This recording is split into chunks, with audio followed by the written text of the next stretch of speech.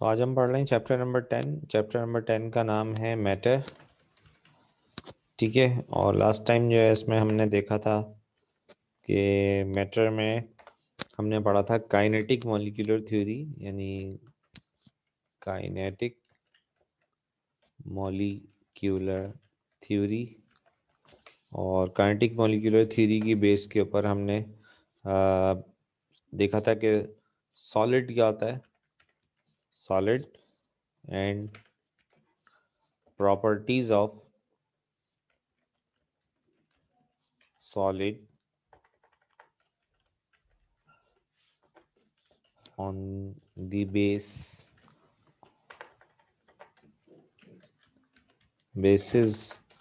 of KMT।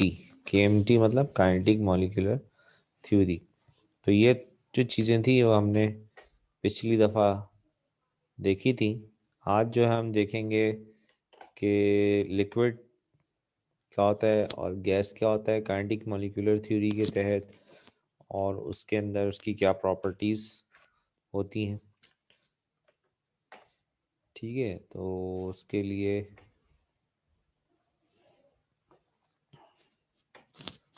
अब आते हैं। ये जो टॉपिक मैंने लिखे हैं ये लास्ट क्लास में हमने देखा था। ठीक है, और आज जो है हम क्या पढ़ने जा रहे हैं, आज हम पढ़ेंगे लिक्विड्स क्या होती हैं।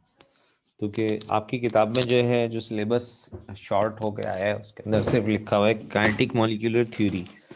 काइनेटिक मॉलिक्यूलर थ्योरी की बेस के ऊपर तो सॉलिड भी है, गैस भी है, लिक्विड भी है।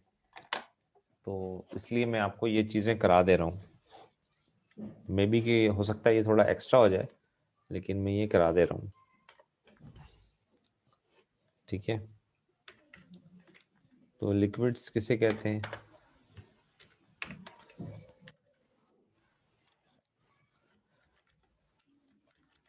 Liquids are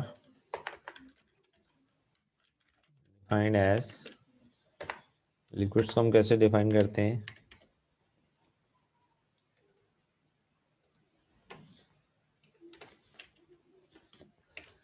the state of matter that has definite shape and that has definite volume। इसका वॉल्यूम डेफिनेट होता है and no definite shape is called liquid. तो मैटर की वो फॉर्म होती है जिसके अंदर एक चीज़ तो डेफिनेट होती है, दूसरी चीज़ इनडेफिनेट होती है, वो फिक्स नहीं होती है। उसको हम क्या कहते हैं? वो उसकी शेप कहते हैं। लिक्विड को आपने देखा होगा, लिक्विड्स की खुसूसियत क्या होती है कि आप उसको जिस बर्तन में डालेंगे वो उसी बर्तन की शेप ले लेता है। गिलास में डालेंगे तो गिलास की शेप ले लेगा, किसी बॉटल में डालेंगे तो बॉटल की शेप ले लेगा, जग में डाल देंगे तो जग की शेप ले लेगा। तो लिक्विड्स की जो है वो प्रॉपर्टी ये होती है कि उनकी शेप डेफिनेट नहीं होती, ये फिक्स शेप नहीं होती। ठीक है, जिस कंटेनर में, जिस वेजल के अंदर आप उसको रखेंगे, उस वेजल या उस कंटेनर की शेप लिक्विड अडॉप्ट कर लेता है। ठीक है, लेकिन उसका वॉल्यूम जो है वो फिक्स रहता है। वॉल्यूम से मतलब है अगर 1 लीटर है तो 1 लीटर बॉटल के अंदर भी रखे जाएगा तो 1 लीटर होगा, या किसी बाउल के अंदर आप 1 लीटर लिक्विड रखेंगे तब भी उसका वॉल्यूम 1 लीटर ही रहेगा। ये किसी और वेजल के अंदर, किसी और कंटेनर के अंदर अगर आप उसको रखेंगे तो उसका वॉल्यूम 1 लीटर ही रहेगा। तो इसलिए हम कहते हैं कि उसकी जो वॉल्यूम होता है वो डेफिनेट होता है, डेफिनेट वॉल्यूम होता है, लेकिन उसकी शेप जो होती है वो नो डेफिनेट शेप, उसकी शेप जो है वो डेफिनेट नहीं होगी। ठीक है, तो ये दो प्रॉपर्टीज होती हैं। तो अगर मैं इसकी प्रॉपर्टीज लिखूं यहाँ पर on the basis of kinetic molecular theory, तो वो प्रॉपर्टीज क्या होंगी? Properties of liquid on the basis of KMT। ठीक है, काइनेटिक मॉलिक्यूलर थ्योरी की बेस के ऊपर अगर हम इसकी प्रॉपर्टी लिखें तो क्या प्रॉपर्टीज होंगी? पहली प्रॉपर्टी जो है हम यहाँ लिख रहे हैं कि liquids do not have definite shape, they usually adopt the shape of vessel or container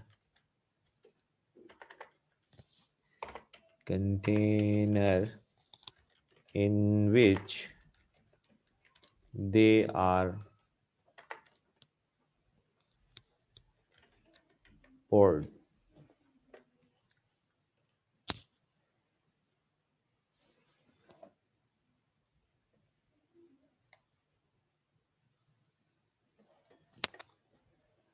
ठीक है,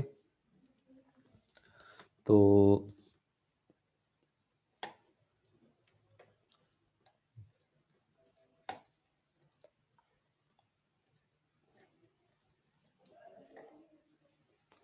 जिस बर्तन में आपने उसको डाला है उस बर्तन की शेप लिक्विड ले लेगा। ठीक है ना? तो अगर आप यहाँ पर इसकी definition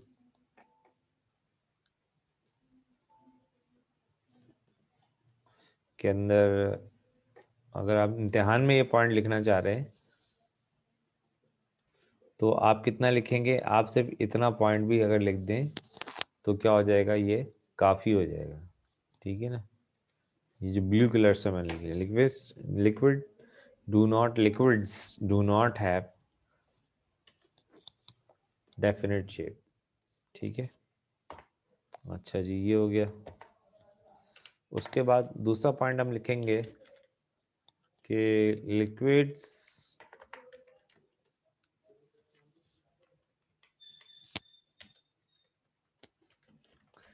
have definite volume. Liquids का जो है वो डेफिनेट क्या होता है? वॉल्यूम उनका डेफिनेट होता है, यानी अगर वो 1 लीटर लिक्विड है तो वो 1 लीटर ही रहेगा, वो आधा लीटर नहीं हो जाएगा। या देखने में आपको कम लग रहा होगा लेकिन ठीक है। अच्छा, दूसरी प्रॉपर्टी क्या होगी? तीसरी प्रॉपर्टी क्या है कि दे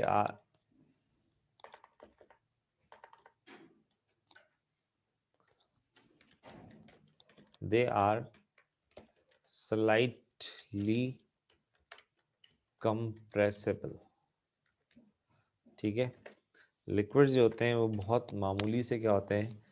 कंप्रेसिबल होते हैं, यानी अगर आप उसको दबाएं तो वो बहुत थोड़ा सा दबते हैं। उसकी वजह क्या होती है?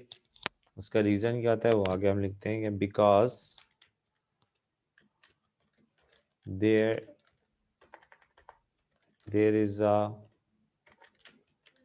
very small space between the molecules of liquid। Liquids के जो मॉलिक्यूल होते हैं उनके दरम्यान में स्पेस क्या होता है? बहुत थोड़ा सा होता है। इसी वजह से लिक्विड्स जो होते हैं वो बहुत मामूली सा स्लाइटली कंप्रेसिबल होते हैं। तो इसका मतलब ये हुआ कि अगर इम्तिहान में अगर आप पॉइंट लिखना चाह रहे हैं तो इतना सा भी पॉइंट अगर आप लिख दें, जो मैं ब्लू कलर से यहाँ पे लिख रहा हूँ, ब्लू कलर कर रहा हूँ जिसको, तो इट विल बी इनफ।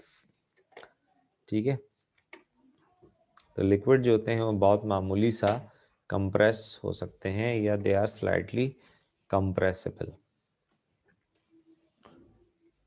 ठीक है, उसके बाद चौथा पॉइंट मैं लिखने जा रहा हूँ, दी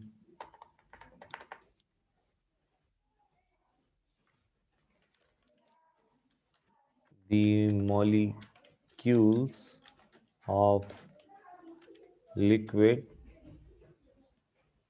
are in the state of vibratory motion.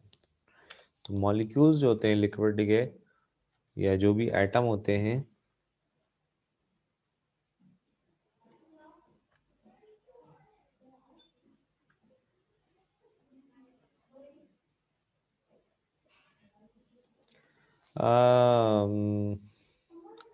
बेटा जिसकी भी मुझे मैसेज आएगा रिक्वेस्ट आएगी ना ज्वाइन करने की क्लास के अंदर तो मैं उसको मैं ज्वाइन कर लेता हूँ, ठीक है। कंबर नकवी आपका मैसेज मिल गया है मुझे, लेकिन अगर कोई बच्चा आता है और रिक्वेस्ट भेजता है, मुझे रिक्वेस्ट यहाँ पे रिसीव होगी तो मैं कर लूँगा, ठीक है। अच्छा जी, molecules of liquids are in the state of vibratory motion, ये गलत है पॉइंट, मैसेज आ गया था तो इसलिए।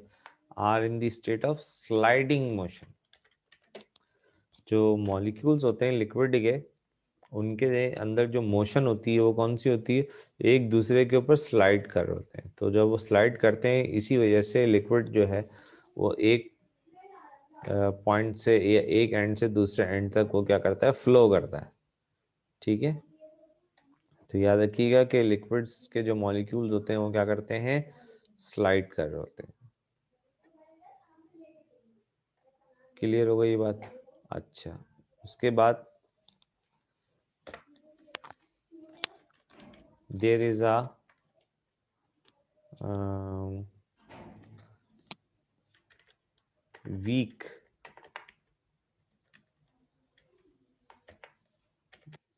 weak force of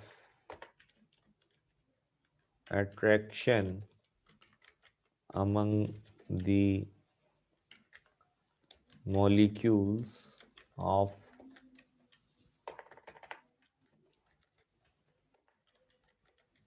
liquids। Molecules जो हैं लिक्विड के उनके दरमियान में जो फोर्स ऑफ अट्रैक्शन होती है वो काफ़ी कमज़ोर होती है, ठीक है।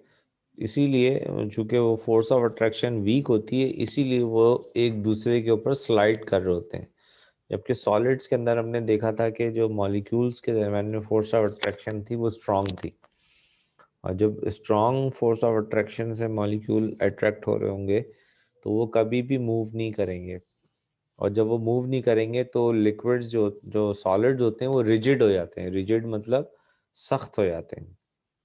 तो सॉलिड्स की एक प्रॉपर्टी ये भी होती है कि solids are rigid and they are not compressible, क्योंकि उनके दरम्यान में फोर्स ऑफ अट्रैक्शन इतनी ज़्यादा होती है कि आप उसको जब दबाने की कोशिश करते हैं तो वो एक मॉलिक्यूल दूसरे मॉलिक्यूल से अलग ही नहीं हो पाता, ठीक है ना, मूव ही नहीं करता। उसकी एक वजह तो ये भी कि टाइटली पैक होते हैं और उनके दरम्यान में स्पेस बिल्कुल नहीं होता। तो यहाँ पर जो मॉलिक्यूल्स लिक्विड के होते हैं उनके दरमियान में फोर्स ऑफ अट्रैक्शन कमज़ोर होती है, और there is a very small space available among the molecules of liquid. तो एक पॉइंट हम और भी लिख सकते हैं, तो ये लिख सकते हैं कि there is a small space available among the molecules of liquid. Liquid के जो मॉलिक्यूल्स होते हैं उनके दरम्यान में बहुत स्मॉल या बहुत मामूली सी स्पेस मौजूद होती है, और इसी स्पेस की वजह से जो लिक्विड के मॉलिक्यूल हैं वो कंप्रेसिबल भी होते हैं। स्पेस नहीं होगी तो वो दबेंगे कैसे, ठीक है ना। तो बहुत मामूली सी स्पेस होती है इसलिए वो थोड़ा सा कंप्रेस भी हो जाते हैं। तो ये कुछ मैंने आपके सामने प्रॉपर्टीज़ लिखी हैं, 6 प्रॉपर्टीज़, और उसमें मैंने जो बड़े पॉइंट्स थे, लार्ज पॉइंट्स थे, वो उसमें मैंने आपको ब्लू कलर से जो शेड कर दिया है, ये वो पॉइंट है कि अगर एग्ज़ाम में आपको लिखने को आ जाए तो आप जो ब्लू वाला एरिया है वो भी इतना भी लिख दें तो काफ़ी होगा, ठीक है। तो ये था लिक्विड्स। इसके बाद जो अगला टॉपिक है वो हमारा है गैस। गैस किसे कहते हैं? तो इसी कंट्रास्ट के अंदर हम पढ़ेंगे कि गैस क्या होता है।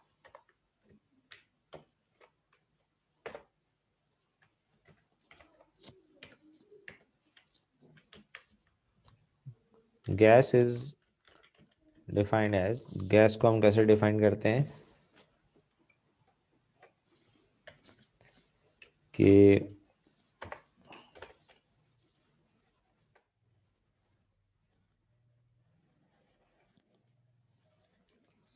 The state of matter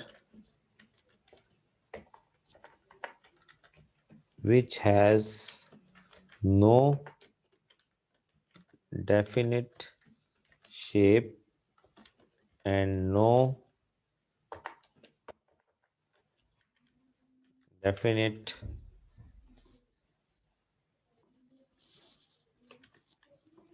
volume is called gas। ठीक है, तो मैटर की वो स्टेट है या मैटर की वो फॉर्म है जिसके अंदर गैस ना तो इसकी कोई डेफिनेट शेप होती है और ना ही इसका कोई डेफिनेट वॉल्यूम होता है। ठीक है, तो उसको हम क्या नाम देते हैं, गैस का नाम देते हैं। जैसे कि आपको मालूम है कि गैस को आप सिलेंडर में भर दें, चाहे वो सिलेंडर छोटा हो बड़ा हो या जिस भी शेप का हो, गैस उसके अंदर फिट हो जाती है। ठीक है, वॉल्यूम भी उसका फिक्स नहीं होता। एक गैस को आप छोटी सी बॉटल में भी भर सकते हैं, ठीक है, और गैस को आप बड़े से सिलेंडर के अंदर भी फिल कर सकते हैं। तो गैस का कोई डेफिनेट वॉल्यूम नहीं होती, उसको जितनी भी अवेलेबल स्पेस होती है वो क्या कर लेती है, ऑक्यूपाई कर लेती है। ठीक है, as as gas has no definite volume, so it can occupy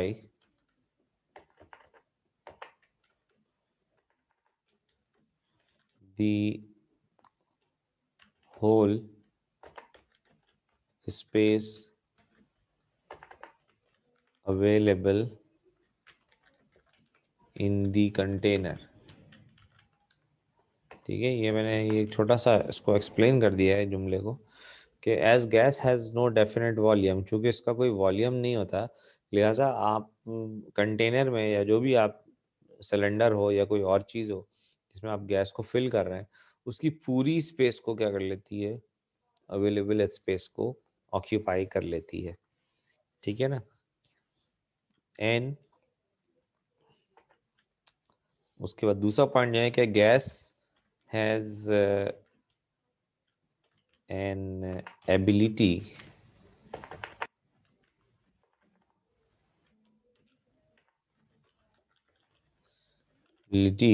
to adopt the shape of its container। जिस बर्तन में या जिस वेसल में या जिस चीज़ के अंदर आप गैस को फिल करते हैं, तो गैस के अंदर ये भी एक सलाहियत होती है कि वो उसकी वही शेप ले लेती है। तो चूंकि इस इन दोनों पॉइंट से हमें ये पता चल रहा है कि गैस की कोई डेफिनेट शेप नहीं है, गैस की कोई डेफिनेट वॉल्यूम नहीं है। तो इन्हीं दोनों बातों को हम लेकर के गैस की डेफिनेशन में लिखते हैं द स्टेट ऑफ मैटर, कि मैटर की वो स्टेट है जिसकी ना तो कोई डेफिनेट शेप होती है और ना ही उसका कोई डेफिनेट वॉल्यूम होता है। उसको हम क्या नाम देते हैं, गैस का नाम देते हैं। ठीक है, अच्छा जी, इसके बाद जो हमें करना है टॉपिक, वो ये करना है कि काइनेटिक मॉलिक्यूलर थ्योरी की बेस के ऊपर गैस की क्या क्या प्रॉपर्टीज़ हो सकती हैं। तो मैं यहाँ से लिक्विड की प्रॉपर्टीज़ लेता हूँ और इन्हीं को ही मैं चेंज करता हूँ किसमें, गैस की प्रॉपर्टीज़ में। देखें किस तरह से। तो यहाँ पर हम आए और यहाँ पर हमने लिखा properties of gas. On the basis of kinetic molecular theory की बेस के ऊपर हम स्टडी करने जा रहे हैं कि गैस की क्या क्या प्रॉपर्टीज हो सकती हैं। तो मैंने लिखा क्या यहाँ पे कि gas do not have definite shape and definite shape. सही है ये वाला point. They usually adopt the shape of the vessel of container which they are poured. तो ये पॉइंट बिल्कुल सेम है। अगर आप पिछले वाले पॉइंट को याद करेंगे तो ये वाला पॉइंट आपके लिए क्या हो जाएगा, याद करना आसान होगा। सिर्फ एक वर्ड चेंज करना है कि gas do not have definite shape. Liquid का भी यही मामला है कि लिक्विड की क्या होती है, कोई डेफिनेट शेप नहीं होती है। They are usually adopt the shape of the vessel और container in which they poured. ठीक है। अच्छा जी, लिक्विड्स की जगह यहाँ पर मैं लिख रहा हूँ word gas. Gas have no definite volume. ठीक है, बल्कि गैस लिखा है तो गैसेस होना चाहिए यहाँ पे। तो gases have no definite volume. Gases का जो है वो कोई डेफिनेट वॉल्यूम नहीं होता। ठीक है जी। अच्छा जी, ये पॉइंट भी आपकी समझ में आ गया कि ये मिलता जुलता पॉइंट है। ठीक है। They are slightly compress. अच्छा, यहाँ पर जो वर्ड है स्लाइटली की जगह मैं यहाँ पे चेंज करके इसको लिख रहा हूँ, दे आर हाईली कंप्रेसिबल। है लिक्विड की प्रॉपर्टी जो है हमने देखा था कि वो स्लाइटली कंप्रेसिबल थे, यानी लिक्विड जो है वो बहुत मामूली सा कंप्रेस हो जाता था। लेकिन गैसेस के साथ मामला ये है कि they are highly compressible. Gases जो हैं वो बहुत ज़्यादा कंप्रेस हो सकती हैं। ठीक है। तो because there is a very small, small नहीं है यहाँ पे, स्मॉल का नहीं लिखेंगे, यहाँ पे लिखेंगे they are very large spaces, they are very large spaces